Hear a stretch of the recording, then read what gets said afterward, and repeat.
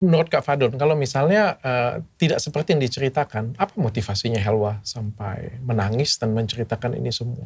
Lebih ke ini sih dok, yang saya lihat, karena kan dari awal dia merasa Habib udah bilang ke dia nggak ada istri, udah nggak punya istri dan dia satu-satunya yang terakhir.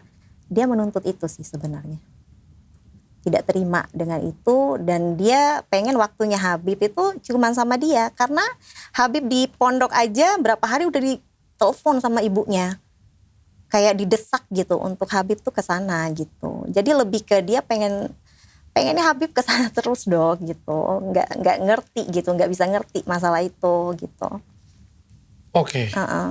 Kalau masalah itu sebenarnya Habibnya yang janji ke Helwanya bagaimana atau bagaimana nih Enggak Kak? sih, Habib nggak ada janji apa-apa. Jadi ya Habib selalu bilang kalau nikah sama pendakwa tuh ya harus sabar, ya sabar gitu.